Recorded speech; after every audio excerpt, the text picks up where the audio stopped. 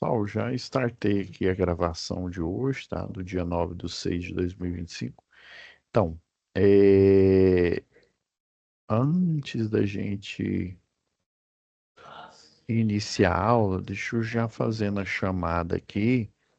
Aí lembrando aí, pessoal, aproveitando que estou gravando, lembra lá da aula do dia que vocês tiveram a palestra, do dia 26/5, tá? Eu vi que só duas pessoas, ela não vale nota, mas ela vale presença, tá? Aí eu vi, só lembrar vocês, ó, foi a Tamara e a Gabriele que já enviou, tá? Aí eu já abonei. Agora falta vocês enviar qualquer dúvida. Veja na aula, aula passada que eu fiz a análise de todas as atividades, tá? É, Antes de eu iniciar aqui a chamada, deixa eu compartilhar com vocês o material, né, orientativo aqui do Senai, tá? Principalmente aqui para as turmas de aprendizagem. Eu vou compartilhar a tela e o áudio com vocês, tá bom? Aí daqui a pouco a gente inicia com a chamada.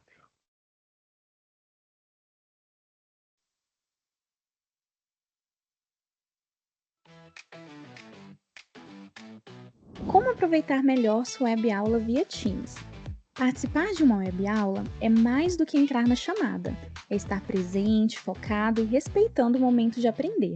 Vamos às dicas? Escolha um lugar tranquilo, bem iluminado e sem barulhos. Isso ajuda você e toda a turma a manter o foco na aula. Entre na sala alguns minutos antes do horário. Assim você consegue testar a internet, o áudio e começar a aula com calma. Sempre que possível, mantenha a câmera ligada. Isso mostra envolvimento. Mas lembre-se, esteja com roupa apropriada, em um local adequado e cuide do que aparece ao fundo. Você está em um ambiente de aprendizagem. Quer falar? Use o chat ou a função levantar a mão. Respeitar o tempo de fala do outro ajuda todo mundo a participar melhor. Evite distrações durante a aula. Feche outras abas, guarde o celular e foque no conteúdo. Esse é o seu momento de aprender. Em caso de dúvidas sobre o conteúdo, fale com seu tutor ou tutora. Para dúvidas sobre acesso ou uso da plataforma, procure um monitor.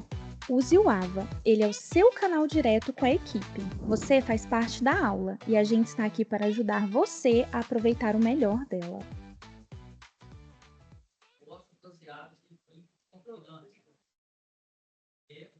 Pessoal, agora vou dar start aqui na chamada de hoje, do dia 9 aqui do 6. Deixa eu ver, Analice. Ah, já está aqui, já vi. Analice presente. Andréia já está também presente. Ana Clara já está ali também. Carla Franciele foi a que desistiu, né? Carlos Eduardo, presente também. Gabriel Alvarenga, vi ali, também presente. Hanara, Hanara também não está. Pelo menos até agora não vi, não. Sândila, vi, já está ali presente. Sara já tinha levantado a mão, está presente. Tamara,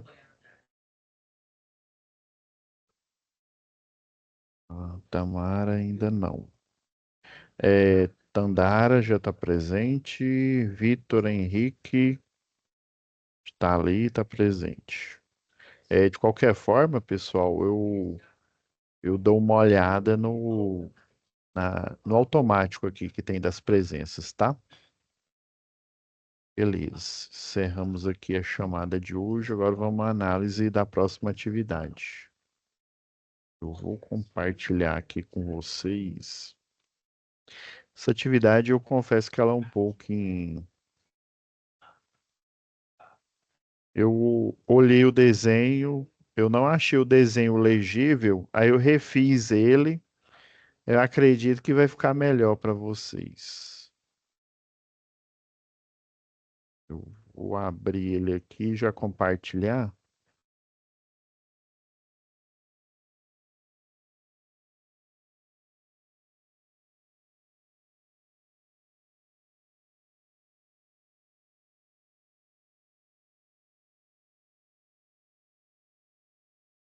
Tá carregando. Algo mais vai ficar disponível aí para vocês na tela.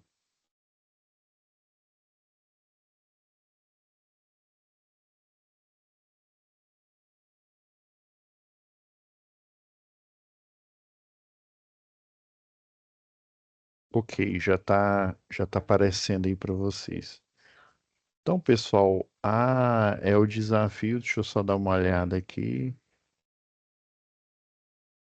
Isso, é o desafio 1.3, né? Então, se não me falha a memória, deixa eu colocar aqui a tela dividida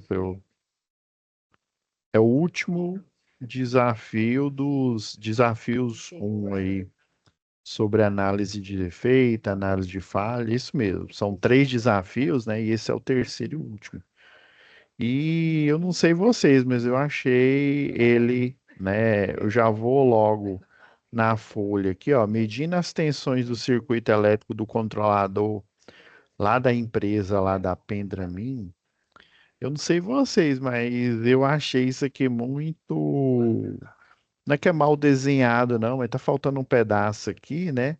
Mas aqui, ó, claramente, ó, tá mostrando o circuito com funcionamento normal, ó, aqui as tensões de 4 volts, né? Aqui tem tensão de 5 volts.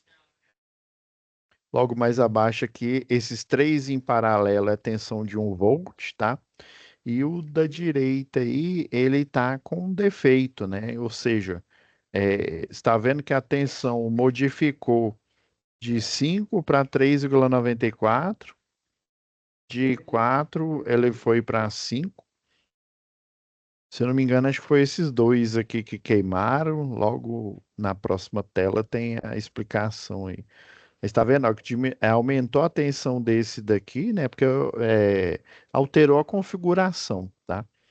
Então, ó, de 4 ele foi para 5,1, ou seja, provavelmente quando a gente faz análise de um defeito, então o resistor, né, ou qualquer outro componente, um indutor, um capacitor, ele deve ter queimado, né? É basicamente o objetivo de um resistor em qualquer equipamento, seja equipamento aí de alta tecnologia, ressonância magnética, ou equipamento simples, né? Até um chuveiro que nada mais é do que um equipamento da classe resistiva, é, ele, ele libera calor, obviamente, né?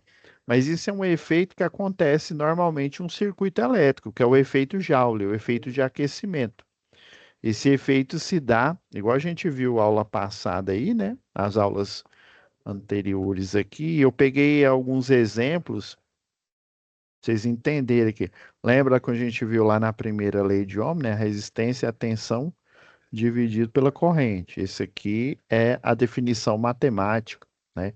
É direto e proporcional, né? A tensão e a corrente, quando aumenta a resistência e vocês vão aprender que no equipamento, quando eu tenho além de resistores igual a esse equipamento que está com defeito, além de resistor, eu tenho capacitores, indutores, transistores, a gente fala de impedância, né? Que é essa letra aqui, a Z, que vai ser assunto aí dos próximos desafios, né? Aí o Z basicamente é a mesma, você considera a mesma primeira lei de Ohm, né? Que é a tensão dividido pela corrente, tá? Só que essa impedância aqui, ela é todo projeto, seja um projeto de um circuito eletrônico, até o projeto de uma indústria, ou seja, o circuito de iluminação, que a gente vai ver na próxima matéria, né? Esse aqui é o curso de eletricista industrial, né? Nós vamos ver que existe a impedância. Basicamente tem os circuitos resistivos, né? Que eu até dei o exemplo aí em aulas anteriores, Circuito basicamente com o objetivo de aquecer alguma coisa, né? É, isso no sistema elétrico de potência.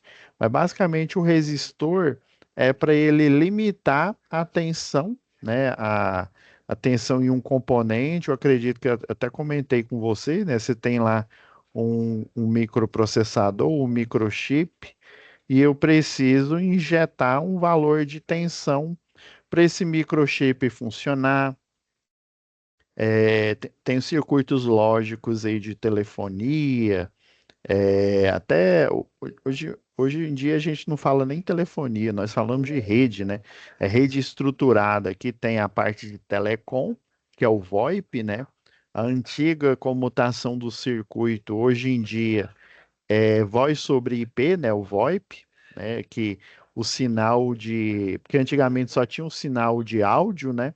É, tanto o que vai do microfone do telefone, é o que vai no alto-falante, né, da outra pessoa. E antigamente era monocanal, ou seja, quando eu estava falando, o outro estava ouvindo, né? E dependendo do tipo de, por exemplo, o walkie-talkie, né? Não sei se não é da época de vocês, né? Mas o walkie-talkie, ele é monocanal. Eu consigo falar, mas eu não consigo ouvir ao mesmo tempo. Já o telefone, não, né? Eu falava, eu tinha um canal de áudio e um canal, né? O canal de áudio para eu falar, o canal de voz, né? E o canal de áudio para eu escutar, né? Ao mesmo tempo. Aí é duplex, chamado de duplex. Ok. Então, esses circuitos eletrônicos aqui, por exemplo, eu preciso energizar ele. Aí, o que que a gente faz? A gente pega um circuito igual esse aqui da Pendramin aqui, né? Ou ele tem uma fonte interna, né? No caso, esse daqui, ele é energizado por uma pilha, né? Quando é esse desenho aqui, né? Uma plaquinha maior e uma plaquinha melhor, geralmente nos livros aí de física, ele infere uma pilha, né? Aí quando é uma placa menor, uma maior, aí tem uma maior, uma menor, até, né? Geralmente eles colocam duas, né? Mas tem livro que coloca mais. Aí isso daqui é uma bateria, né? Que é uma bateria que eu tenho várias células, vamos dizer assim, né? Por exemplo, aqueles notebooks lá da Apple, eles têm, não só o da Apple, né, da Samsung, eles têm baterias com várias células. O pessoal monta as células aí, né, com vários, é, e com vários produtos aí, filme, né, filme de carbono. Então, nesse caso aqui, a fonte é uma pilha, né, ou uma bateria. Já num equipamento aí normal, a gente tem uma fonte interna nele, ou essa fonte é externa. No caso dos notebooks, a maioria é externa, né? No o celular também, o carregador de celular, uma fonte externa. E ele tem um circuito, né? Provavelmente, eu não olhei todos os desafios nossos aqui, né? Mas provavelmente deve ter algum desafio relacionado a isso, que é o circuito retificador, né? Ele tem basicamente um diodo na configuração em ponte completa, e essa configuração em ponte completa, ela transforma a tensão alternada em tensão contínua pulsante. Daí a gente coloca um capacitor em paralelo. Esse capacitor em paralelo, ele tem a função de alisar a onda, tornar a onda contínua, literalmente, né? Dependendo do tempo de carregamento, que chama de tal, né? O tempo de carregamento do capacitor, você tem o chamado ripple. E o objetivo é você diminuir esse ripple para o circuito ser o mais contínuo possível e poder alimentar esse equipamento aqui, por exemplo. Então, a função de um resistor, basicamente, é se eu tenho, sei lá, 220, entra na rede monofásica aqui, né, de vocês 220 volts. Daí, lá na tomada, né, tem o 220 e eu vou alimentar essa placa aqui de circuito. Daí ele tem uma fonte retificadora aqui, né? Essa fonte retificadora, ela vai converter os 220, sei lá, tô chutando aqui, para 19 volts, né? 19 volts só que contínuo, né?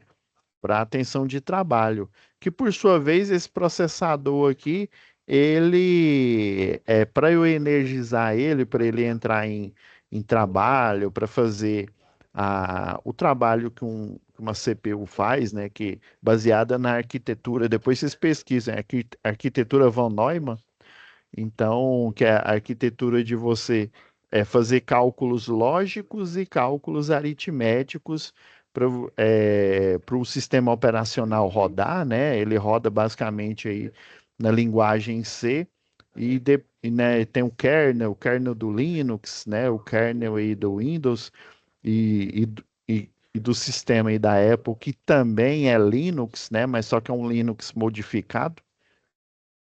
Então, basicamente, eu preciso, sei lá, energizar com 1 volt ou 1,1 volt. Aí, o que que eu vou fazer dentro dessa placa-mãe? Eu vou colocar em uma trilha aqui, né, um resistor, né, ou em série ou em paralelo. Aí, o que que esse resistor vai fazer? Ele vai diminuir essa tensão de algum dos barramentos. Tem o barramento de 5 volts, tem barramento de 12 volts. Aí ele pega esse 5 ou esse 12 volts, dependendo do barramento disponível para alimentar aqui a CPU, né? Aí ele dissipa essa energia, né? Ele tira, aí vamos supor, ele tem um barramento, vamos supor, ele pega o de 5 volts, né?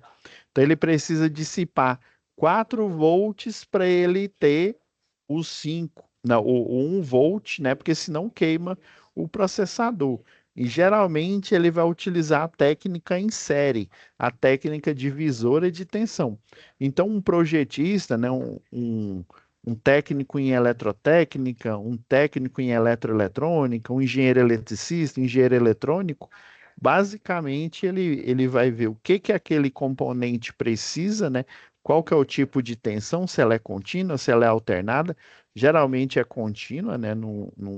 Nesse tipo de circuito aqui. E ele vai fazer né, uma associação ou em série, em paralelo, de resistor, de modo escolher um resistor, né? Tem aqueles bem pequenininhos que a gente confunde com capacitor, que é o resistor SMD, né?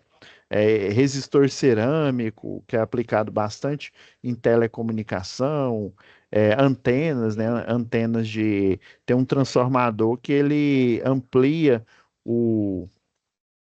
Ele amplia o sinal de potência lá da antena para justamente receber a onda eletromagnética que vem lá da rádio, né?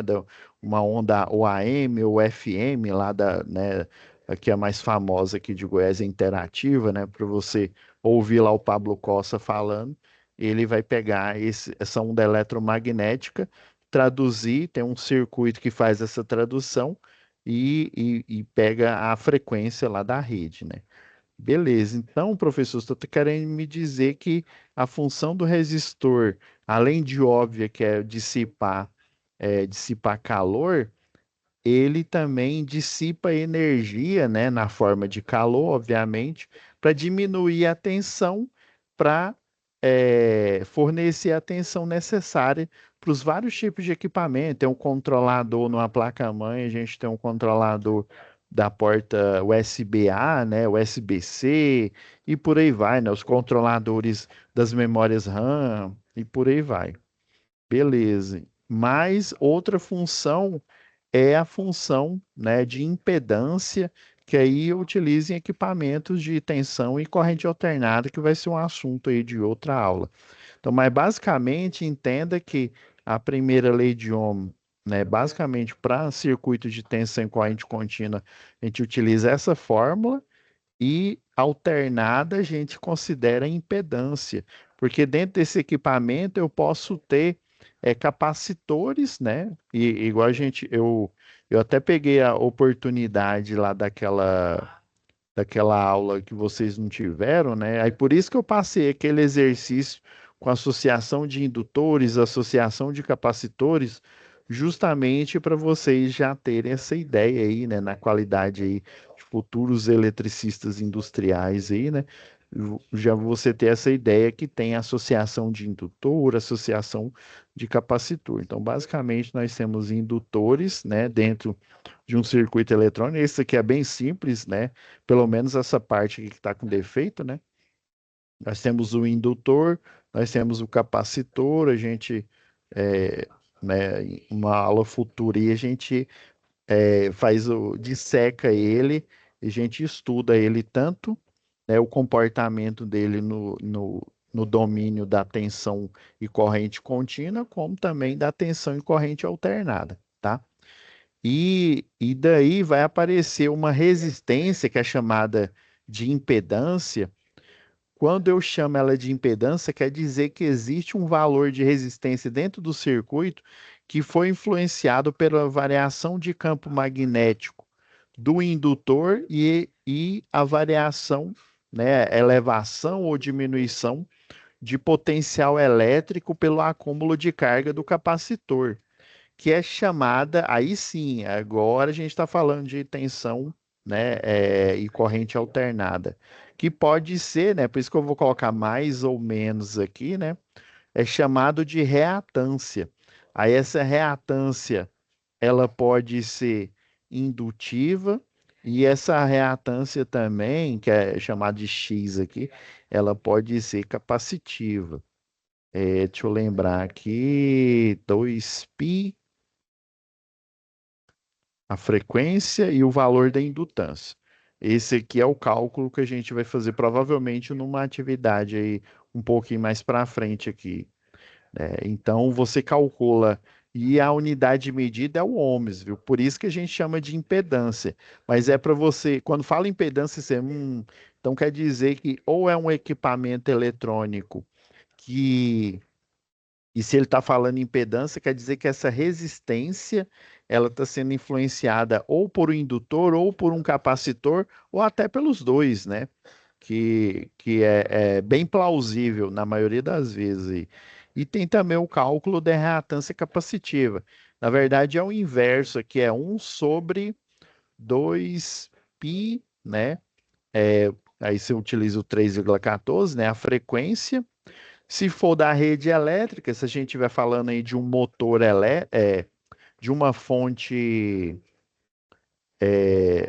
retificadora, né, a fonte de computador, né, a gente fala da frequência de 60 Hz. Agora, se for um capacitor eletrolítico, o capacitor interno aqui, a gente vai utilizar outra fórmula. Ou se for um capacitor de potência, né, do sistema elétrico de potência, a gente considera essa fórmula que eu estou mostrando aqui. Aí, em vez do valor da indutância, é o valor da capacitância. Então, a reatância indutiva é 2π FL e a reatância capacitiva é 2π, é 1 sobre, né, 1 dividido por 2π FC, tá? Ok.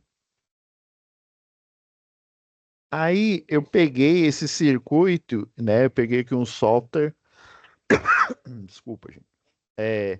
Eu dei uma simplificada nele porque, assim, aqui estava muito mal feito, eu fui colocando aqui, né, o resistor 1, né?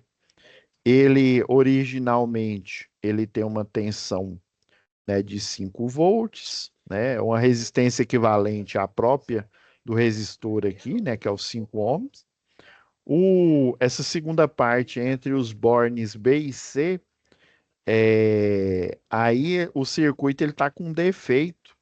Justamente é no R3, deixa eu voltar lá. Deixa eu ver. Localizar e corrigir os possíveis erros. Não, não está aqui.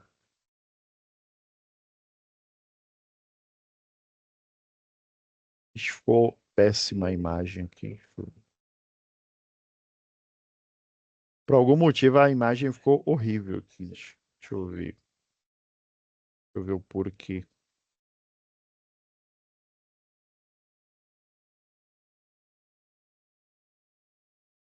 Por algum motivo na transmissão a imagem ficou muito ruim.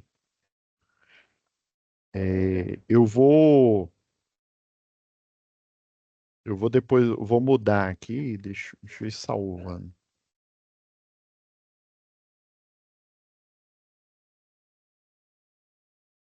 Então, aí o circuito original aqui, né?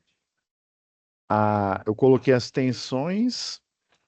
Esse aqui é ele com defeito. Deixa eu, deixa eu tirar aqui, depois eu volto na apresentação aqui.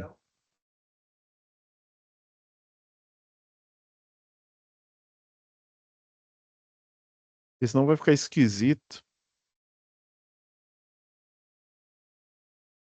Compartilhar aqui rapidão. E ó, e tava péssimo. Então, esse daqui ele com defeito, ó. Aí ele quer o quê, ó? O R3, né? E o R4.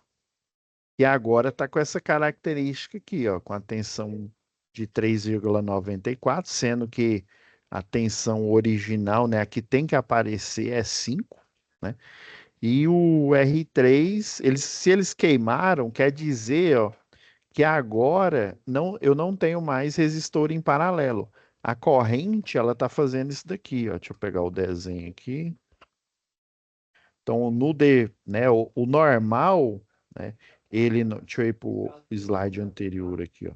O normal era a corrente vir aqui, ó, dividir, né, dividir para cá, e depois nesses nós aqui, ó, ela dividir outra vez,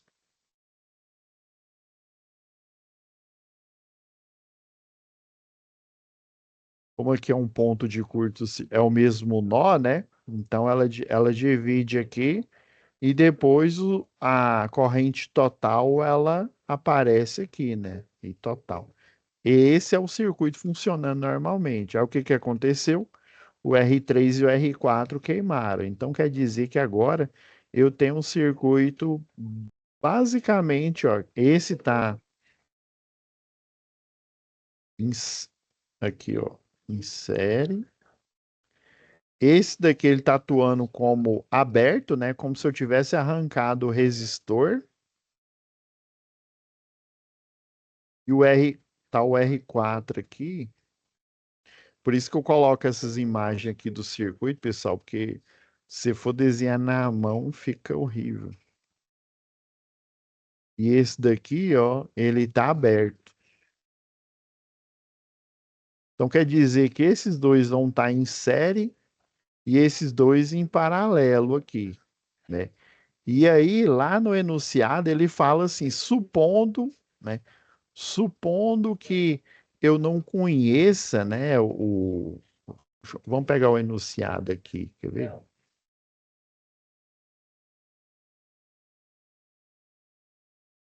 Ah, esses não estão vendo a tela aí, não. Peraí, deixa eu tirar.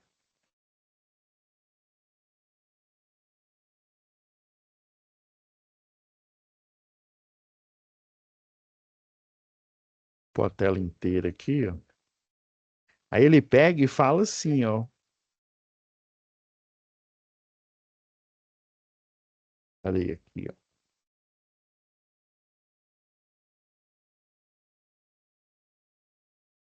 Aí fala aqui, ó. Aí você vai medir, né? Supondo que você não conheça o original aqui, né? Os dados, você só tem o valor da tensão e não saiba as resistências aqui. Ele quer que você calcule o R3 e o R4. É basicamente isso que ele está querendo. Agora vamos voltar lá para.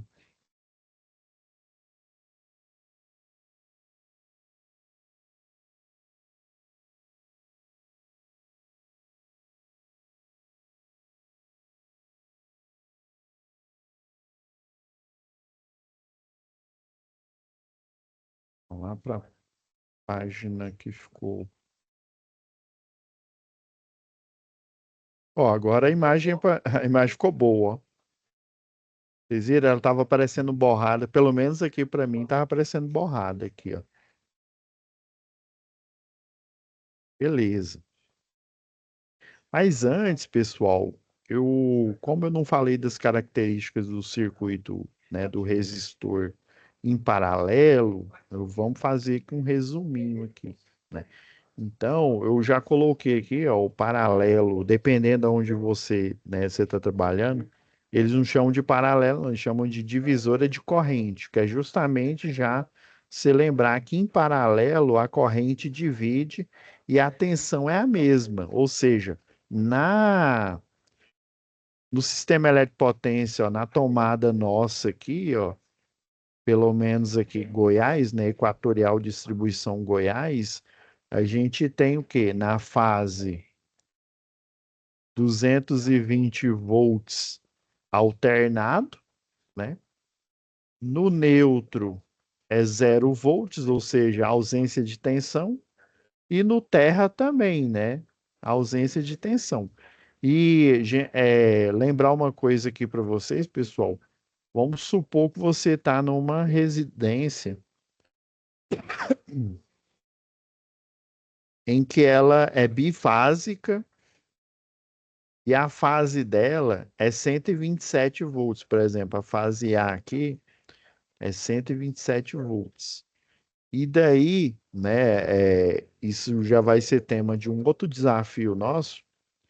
Quando eu tenho equipamentos 220 e eu estou numa concessionária de energia 127, eu posso ligar duas fases. Esse que é o perigo, na minha opinião e profissional, né?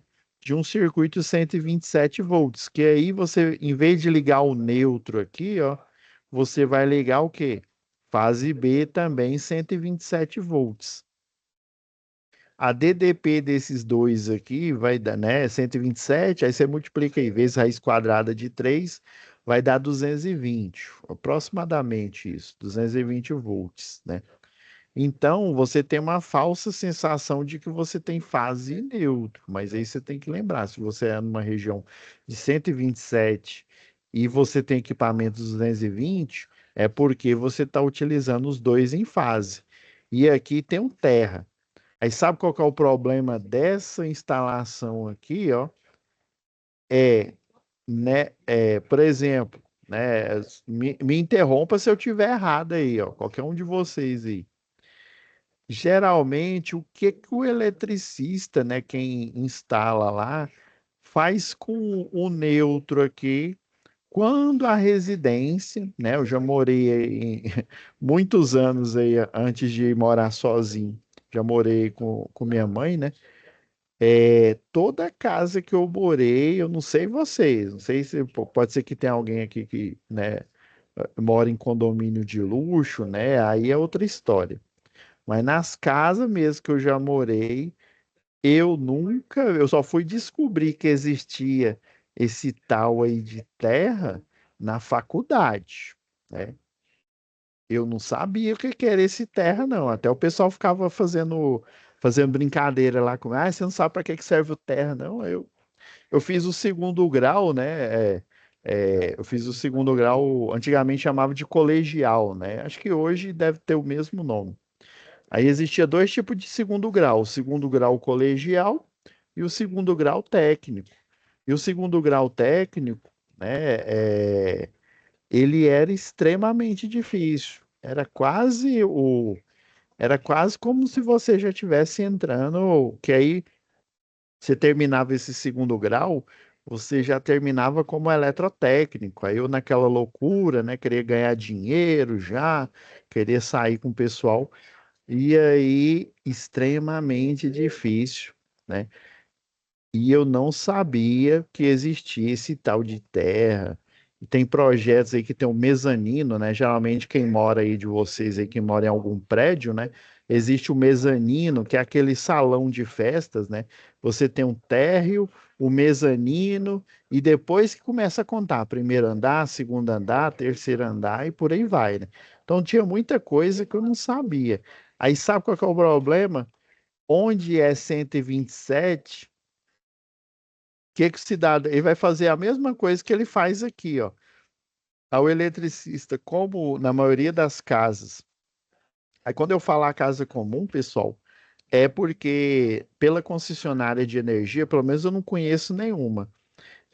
Pela carga que uma residência tem, né? Geralmente uma residência monofásica, ela é chamada de categoria T, né, M, né, M de monofásico, né, geralmente aqui em Goiás é M, ela pode ser M1, M2 ou M3. O M1 é um disjuntor de 30 amperes, se não me falha a memória. Calma que a gente vai ver lá na próxima UC aí de projeto, né? Ou a instalação é projeto, uma dessas aí. Então você tem o M1, né, o monofásico categoria 1, que é o disjuntor geral de 30 amperes. Praticamente quase que eu não vejo esse tipo de consumidor. Temos o M2, que se não me falha a memória é de 40 amperes. E temos o M3, que é um disjuntor geral de 60 ou 63 amperes. Então, esse tipo de carga aí, ele não impacta, então, você não precisa, quando você tem uma residência aí que você coloca aí para alugar, né? Você não precisa contratar um eletrotécnico ou um engenheiro para assinar esse projeto. Mas detalhe, cuidado, pessoal. O fato de não precisar aprovar na concessionária não quer dizer que não precisa de projeto. É aí que o pessoal pega pessoas que se dizem eletricistas, né? Por isso que eu estou colocando aspas aqui. Se você não tem um curso de eletricista, igual vocês estão fazendo aqui, né? Ou predial, ou industrial, ou de rede de distribuição, você não pode dizer que você é eletricista. Ah, mas eu conheço, eu tenho um tio que ele é seninha, ele é lá da Vila da Folha, não sei o quê, ele é ninja, né? Ele desaparece, ele faz magia. Ele tem um certificado do Senai ou da Escola Técnica, do IFG ou de qualquer escola aí credenciada? Não, então ele não é eletricista. Já começa por aí. Porque no curso de eletricista, vocês, né, assim como no eletrotécnico, no engenharia elétrica, vocês aprendem, né, os subsídios necessários para vocês entenderem os circuitos e não falar abobrinha, né? Aí o que que o cidadão faz? Ele pega o neutro aqui, ó, o terra, e conecta com o neutro.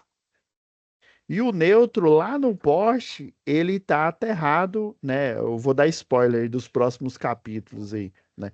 O neutro, ele está numa configuração no secundário, né, na baixa tensão, lá no poste, curto-circuitado com as três fases, e ele está aterrado. Então quer dizer que no final das contas, o neutro que vem da concessionária de energia, ele está aterrado. Aí por isso que o eletricista, eu vou dar um nome para ele, desculpem, pessoal, é o eletricista feito nas coxas, pegadinha do malandro, né? O eletricista que não tem curso. Aí é óbvio, né? Ele até nós aqui, uai, se o neutro ele ele tá ligado no terra, então quer dizer que é só eu pegar o terra aqui e colocar no neutro, não é? É verdade. Mas e aqui onde é 127? Se você fizer isso, ó, pegar o suposto neutro e jogar no terra, o que que você vai fazer? Você vai energizar o aterramento, porque ele é bifásico, entende? Aí você pode tomar um choque, inclusive ou até via óbito, se você estiver num lugar onde é 127 e o chuveiro for 220 e o eletricista fizer isso. Então, ó, já fica a dica para vocês aí, ó. Pelo amor de Deus, Jorge Mateus, não inventa de colocar o neutro junto com terra. Eu sei que mais para frente vocês vão me cobrar. Ah, professor, tem essa configuração aí que fala que eu conecto o neutro no terra. Aí é por isso que você tem que estar embasado. Espera aí, o neutro está no terra, mas é um barramento de equipotencialização. E se ele for bifásico, né, se for um circuito projetado como monofásico, ele for bifásico, você não pode fazer isso não, que aí você pode provocar um acidente, tá? Beleza? A gente vai ver mais isso lá em instalação e em projeto, nas próximas matérias e nossa aí. Então, ó, basicamente, o que que o pessoal lá da física fez para deduzir, né? Eles fazem as somas, né? As leis de Kirchhoff para corrente, né? A enésima corrente aqui em paralelo, ó, e ele joga na primeira lei de Ohm aqui, ó.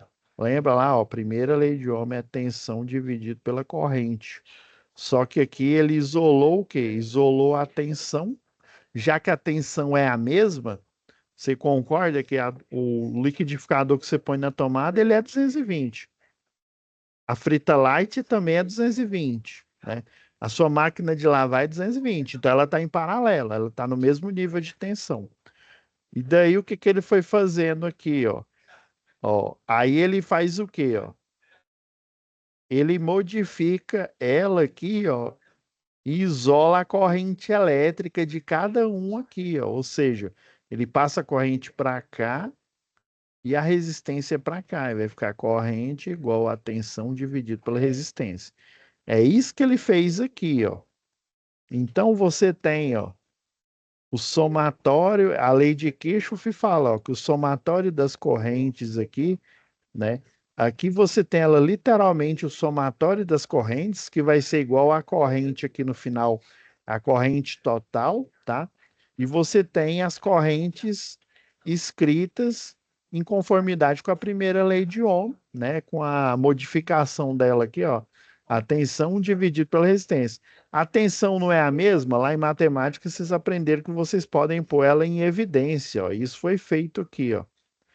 Então, se você isolar aqui, ó, deixar a tensão aqui do outro lado aqui, o que que eu tenho? O algoritmo, ou seja, a regra para eu calcular um resistor em paralelo, né? Lembra que o resistor em série, a resistência equivalente é o quê? É a soma dos resistores, R1 mais R2 mais, né, até o Rn lá. Já que quando ele está em paralelo, é desse jeito aqui. E detalhe, ó, como eu joguei a tensão para cá, ó, deixa eu ir para o próximo slide aqui. Olha, como joga a tensão para cá, ó, aí vai ficar um sobre resistência equivalente, não vai ficar resistência equivalente, né? Vai ficar um sobre resistência equivalente, o algoritmo aqui, ó. Um sobre resistência equivalente é igual a 1 sobre R1 mais 1 sobre R2. Por isso que, às vezes, a maioria dos exercícios que eu corrijo aqui, né, de aluno, às vezes até eu mesmo passo batido, né, vou fazer um gabarito, e às vezes eu esqueço e coloco resistência equivalente a 1 mais, não, é 1 sobre resistência equivalente é igual a 1 sobre R1 mais R2, e assim por diante, tá?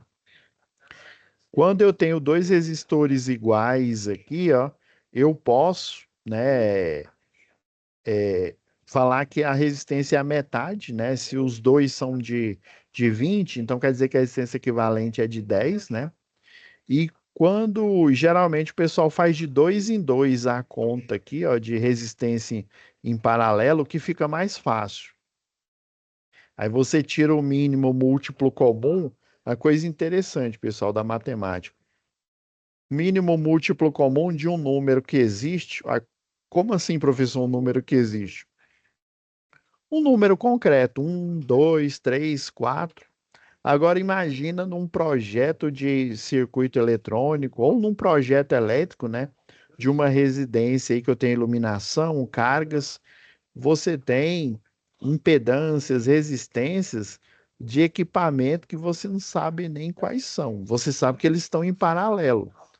E quando para você tirar o mínimo múltiplo comum de um número que você não sabe, ou seja, ele é literal, segundo a álgebra, você faz o produto dele, você faz a multiplicação. Guarda essa informação que ela vai ser fundamental para a gente finalizar aqui aquele circuito lá a resolução. Mas antes disso aqui, ó, aí por isso eu já deixei aqui, né? N vezes, ó, quando eles são iguais, né? Por exemplo, eu tenho vários resistores iguais, eu posso pegar aqui, a resistência equivalente vai ser o valor do resistor dividido pelo número. Se for 10, eu vou pegar, né, esse valor já que elas são todas iguais. Por exemplo, numa residência eu tenho, sei lá, 20 lâmpadas, e as 20 lâmpadas são a mesma potência, ou seja, obviamente a mesma resistência elétrica ou a mesma impedância, dependendo se for um tipo diferente aí de luminária. Então, já que eles têm a mesma potência e, consequentemente, a mesma resistência, eu posso pegar, né, e dividir pela quantidade, né, se eu souber o valor da resistência de um deles, por exemplo. Tem esse exercício aqui, ó, só para a gente entender aqui, ó. Ele quer que calcule a resistência, né, a associação, né, desse daqui, a corrente, né, de cada resistor e a corrente total, né. Eu já deixei pré-pronto aqui, né, só para a gente entender a ideia. Por isso que eu passei o exercício para vocês, né, que ele já aproveitando lá que vocês não tiveram aula lá para praticar, né.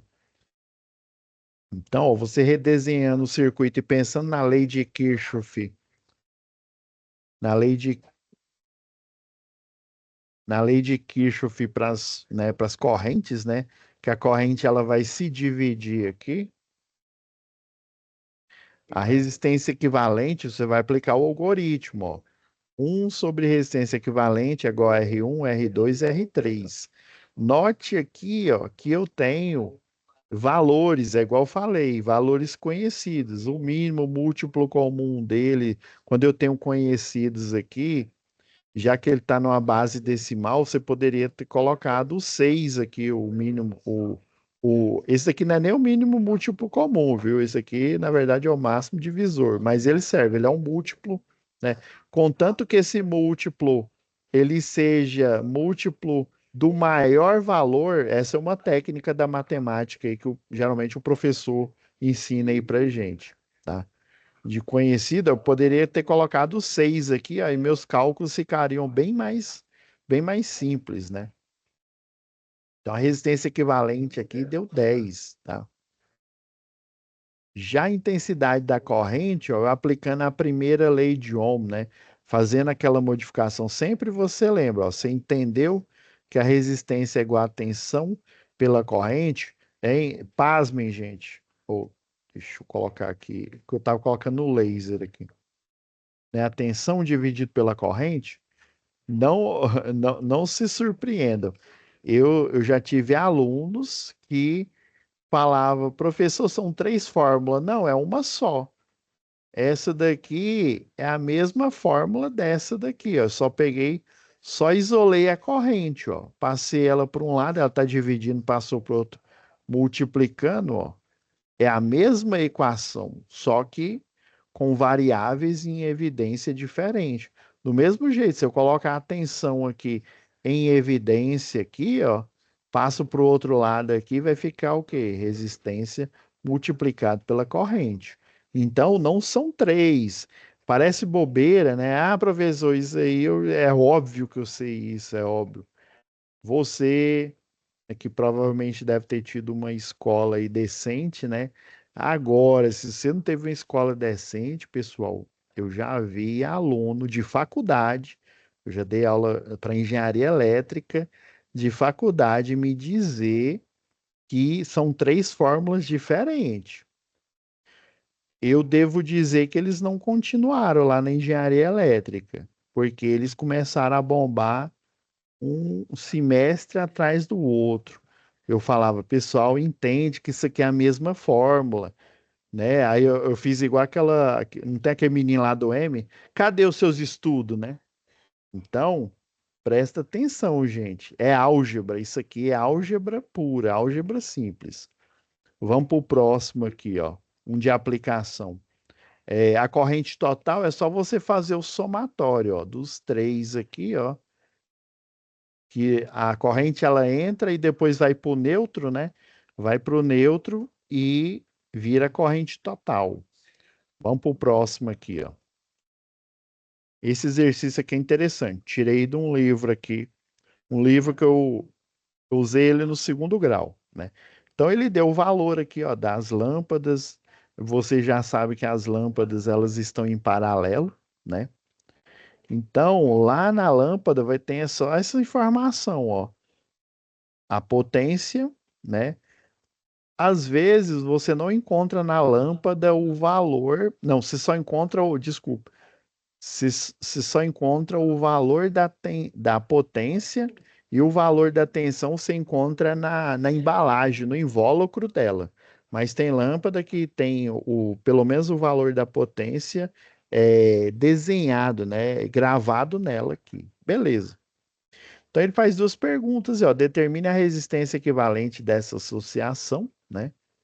E a segunda pergunta é se o plug for ligado numa tomada de 220, você já está vendo que isso aqui vai dar ruim, né?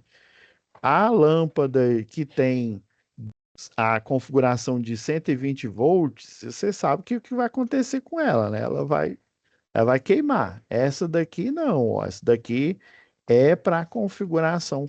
Por isso que tem uma regra, a gente vai ver lá em cálculo de projeto, né? Vou ensinar para vocês o algoritmo.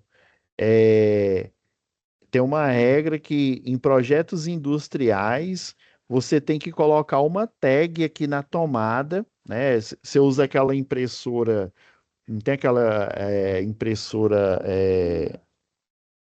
que sai você escreve o nome, né? Eu esqueci o nome da impressora aí. E aí você tem que colar a tensão aqui. Isso na sua residência você não faz isso, mas numa indústria você tem que fazer, né? Na Ambev, por exemplo, o circuito é bem antigo, porque antigamente era Antártica, né? Aí depois a Ambev aí comprou, né? A fábrica lá, né? Assumiu várias marcas aí.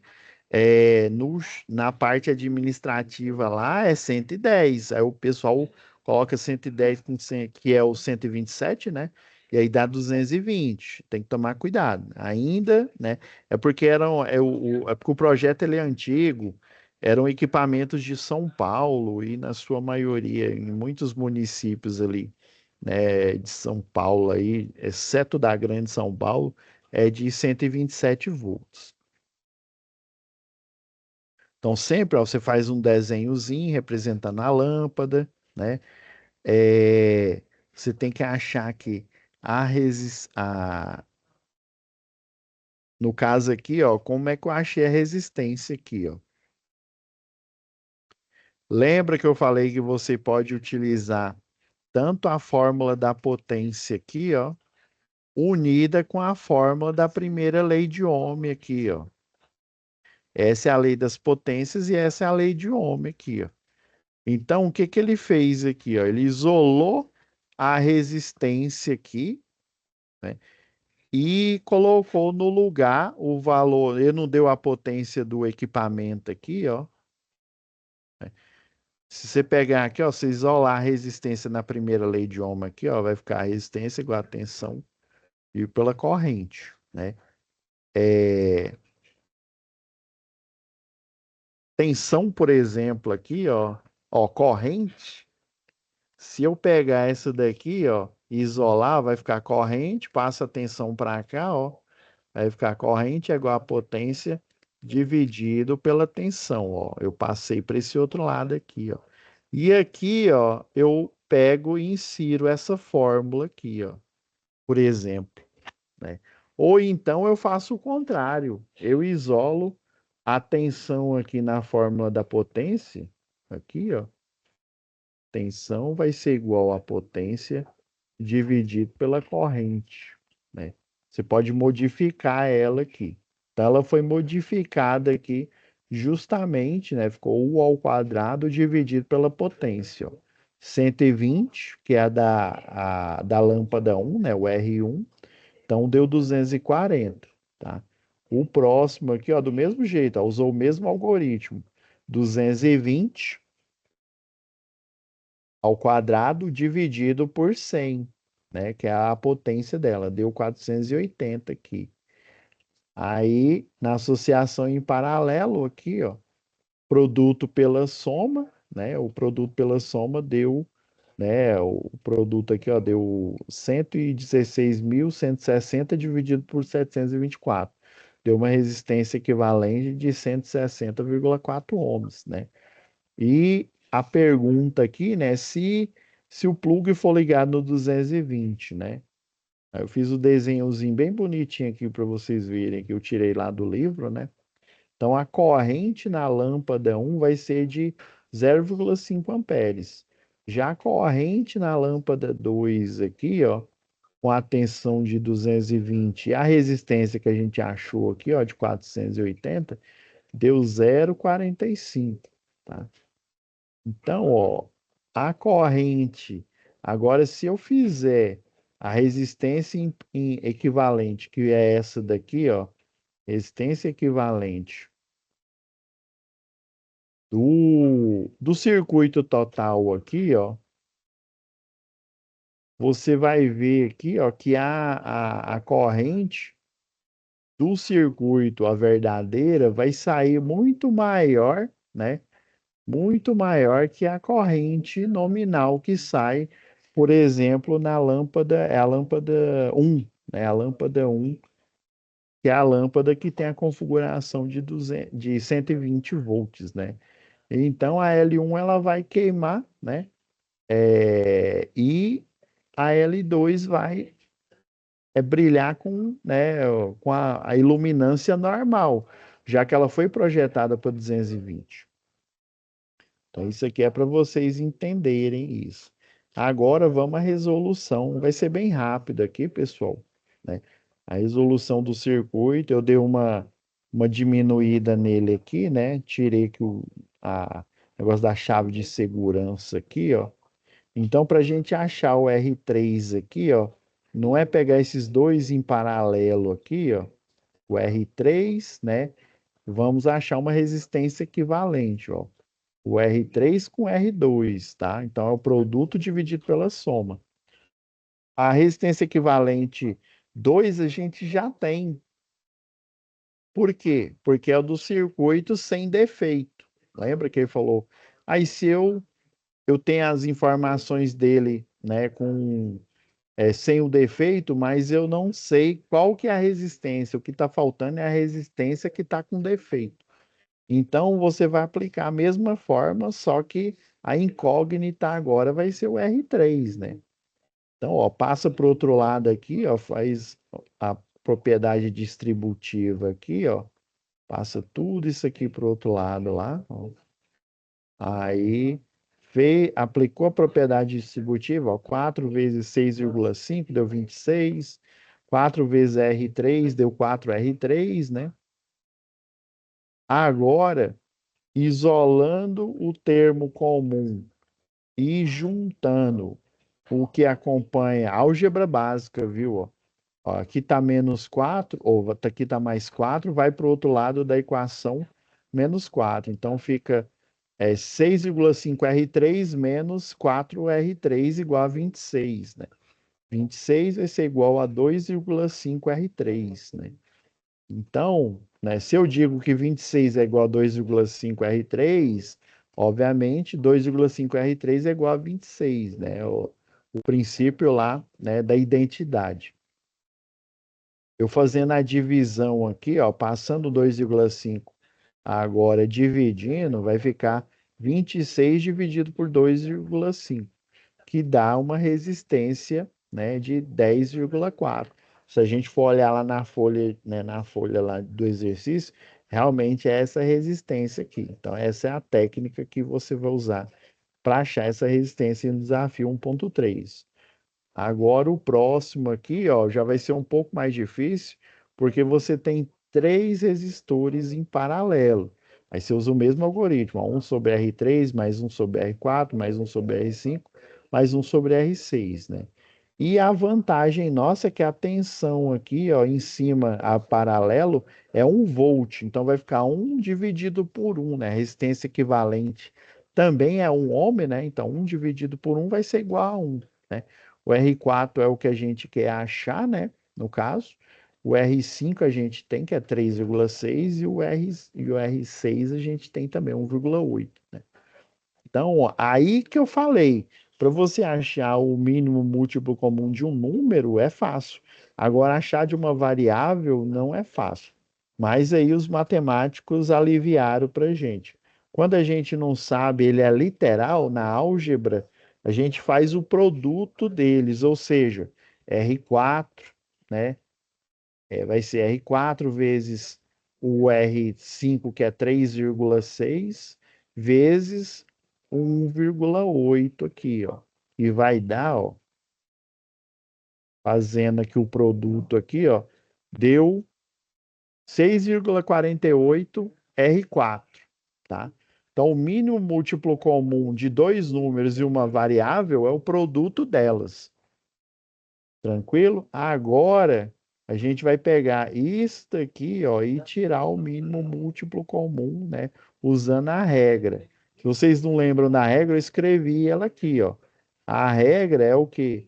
Eu pegar o valor do mínimo múltiplo comum, ó, vocês estão vendo aqui, ó, o valor dele, multiplicar pela fração que é chamada de fração parcial, ó.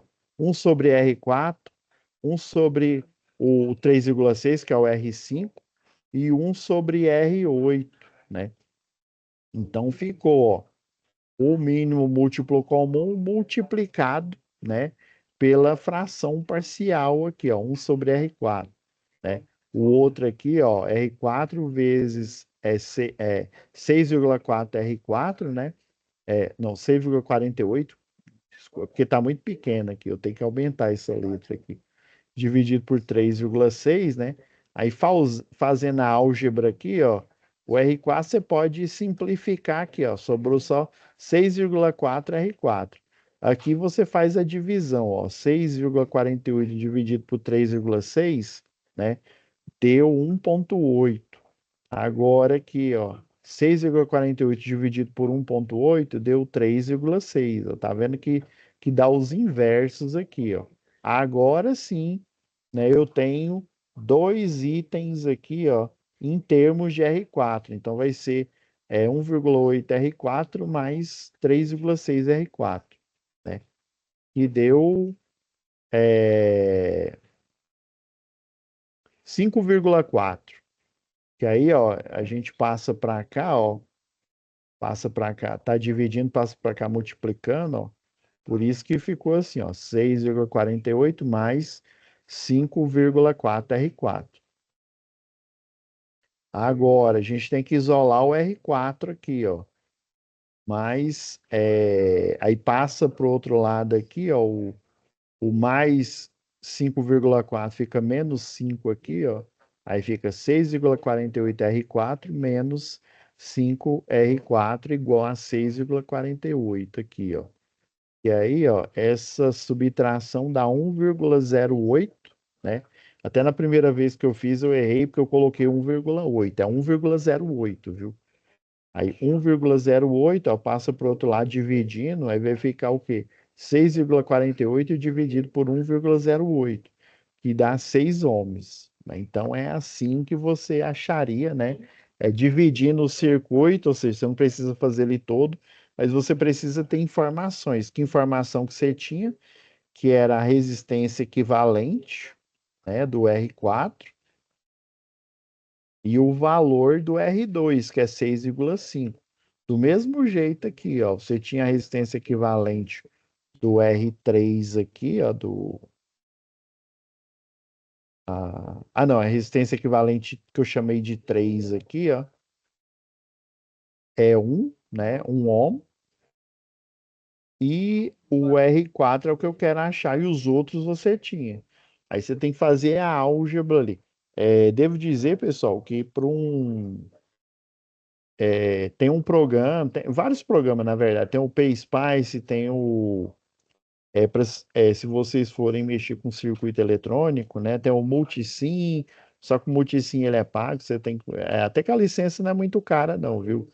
Se você for um aluno ou um professor, até que não.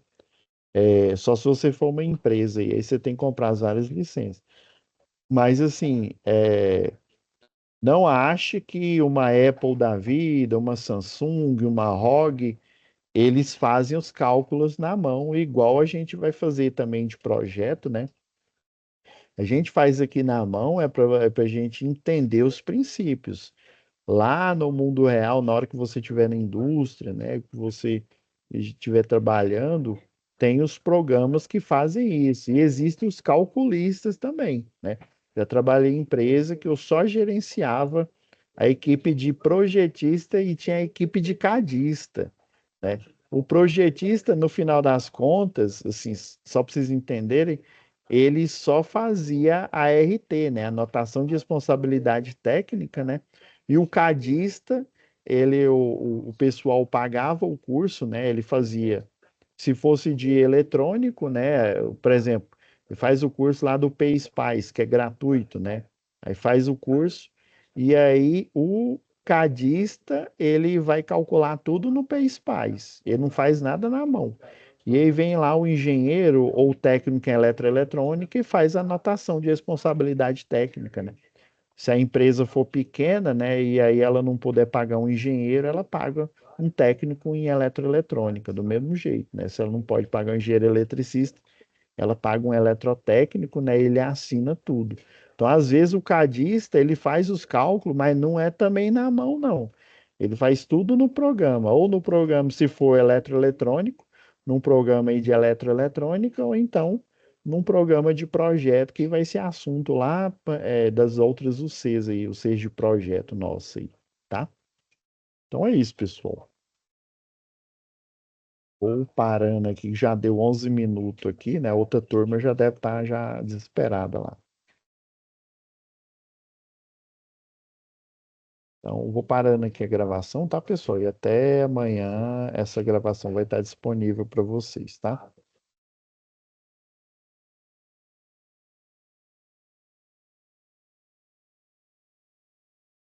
Fiquem com Deus.